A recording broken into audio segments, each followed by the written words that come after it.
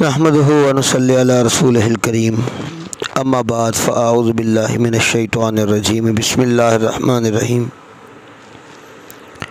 बहुत सारे दोस्तों ने जिन्नात के बारे में सवाल किया है कि हमें तशख़ीस करनी नहीं आती है। जिन्नात के मरीज़ों की और जादू के मरीज़ों की हमें तशख़ीस भी बताएं और कोई ऐसा अमल भी बताएं जो उनको तोड़ दे काफ़ी सारा।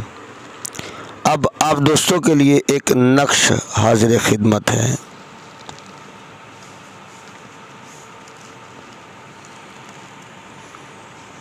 इसको तवज्जो से अगर देखें तो इंशाअल्लाह लज़ीज़ इसमें से आपको काफ़ी कुछ मिलेगा।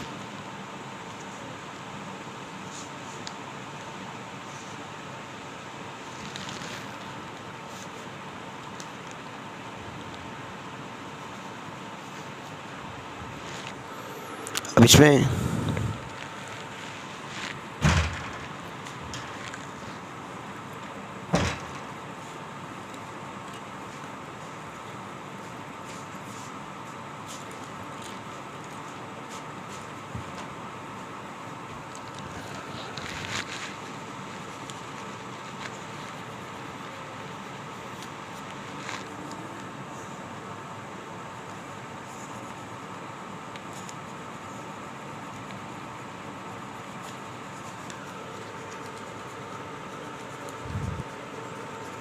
अगर ये तवज्जो से आप दोस्तों को कुछ समझ आ रहा है, कोशिश तो ये की है कि हर चीज़ वाज़ेह लिख दी जाए।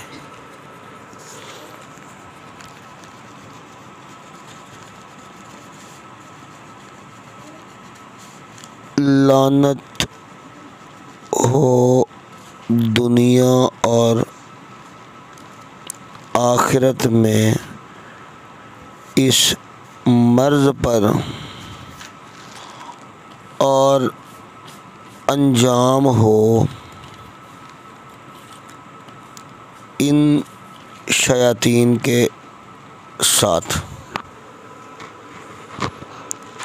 ये नक्श आमिल लिखे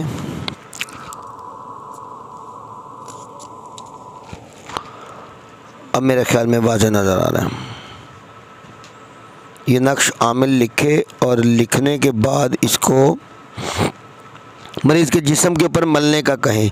जैसे ही अगर आप मरीज़ के जिस्म पे मलना शुरू करोगे, अगर उसके ऊपर जिन्नात है तो वो रोना चीखना चिल्लाना शुरू कर देगा, और अगर जादू टूना है तो उसका वजूद भारी होना शुरू हो जाएगा, जिस्म में दर्दें शुरू हो जाएंगी। इस तरह के मामलात रूहानियात का अगर उसके ऊपर कुछ असर है, कब्रिस्तान की कुछ चीज़ें मुसल्लत है जो जिन्नात के अलावा और कुछ चीज़ें हैं, तो उसकी आंखों में से पानी गिरना शुरू हो जाएगा।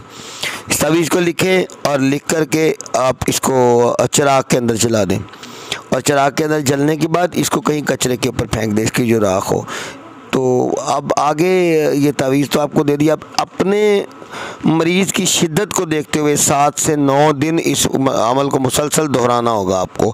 ये नहीं कि मुसलसल रोज़ मरीज़ आपके पास आएगा, उसको मुकम्मल तावीज़ लिख के दे दें इतने दिनों के, और ये रोज़ रात को मतलब इशा के बाद और जिस्म में मले और मल के इसको जलाएं, और उसके बाद मरीज़ को थोड़ा संभालना पड़ेगा, और उसको संभालने के लिए आपको उसको पीने के लिए कोई शिफा का अमल देना पड़ेगा। व आखिरु दावाना अनिल हम्दुलिल्लाहि रब्बिल आलमीन।